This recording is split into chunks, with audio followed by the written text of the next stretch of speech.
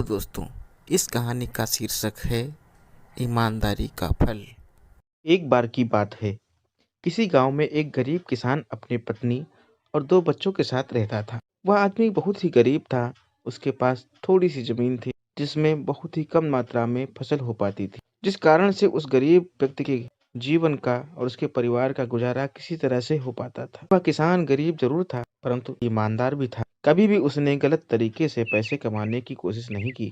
किसान के बच्चे छोटे थे, जिस कारण से किसान को उनके पालन पोषण की भी चिंता रहती थी, जिस कारण से वह गरीब व्यक्ति और उसकी पत्नी हमेशा चिंतित रहते थे। गरीब किसान अपनी पत्नी के साथ अपने खेत में खूब मेहनत करता था, लेकिन के मन मुताबिक और उसके परिश्रम के मुताबिक उस खेत से फसल नहीं हो पाती थी, जिससे परिवार का गुजारा हो सके। कभी कभी ऐसा भी वक्त आता था कि उस गरीब किसान के पास खाने के लिए अन्न भी नहीं होता था।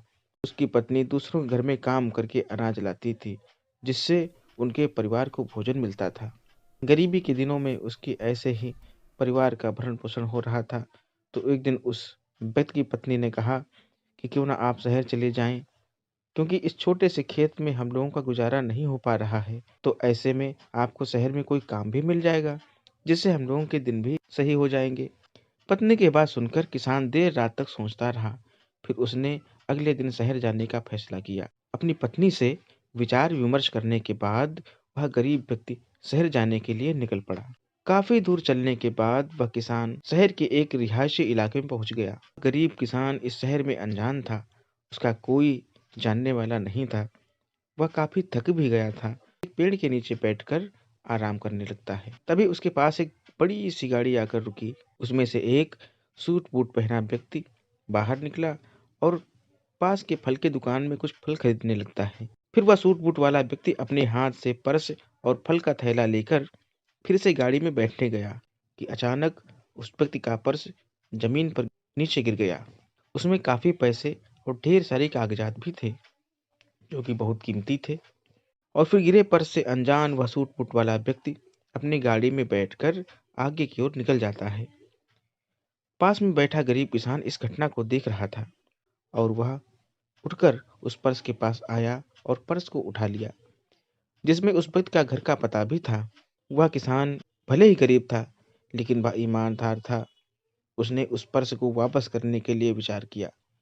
फिर वह लोगों की मदद से दिए पते पर पहुंच गया, जहां उस व्यक्ति का बहुत बड़ा घर था और गेट के अंदर बहुत बड़ा बगीचा भी था।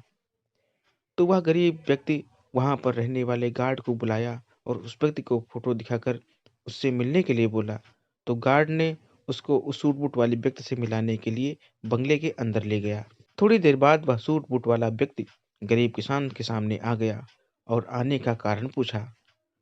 तो वह गरीब किसान अपनी जेब से पर्स लौटाते हुए उस पर्स की सारी घटना को उस व्यक्ति से बता दिया।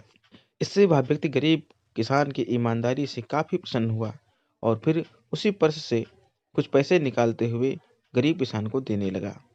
तो वह गरीब किसान हाथ जोड़ते हुए बोला, साहब, हम भले ही गरीब हैं, लेकिन अपनी ईमानदारी का मोल नहीं लेते हैं। अगर देना ही है तो हम इस शहर में अनजान हैं और पहली बार आए हैं। इस शहर में हमारा कोई नहीं है, ना हमें कोई जानता है। अगर कुछ देना ही है तो आप हमें कोई काम दिला दीजिए, आपका बड़ा एहसान होगा साहब।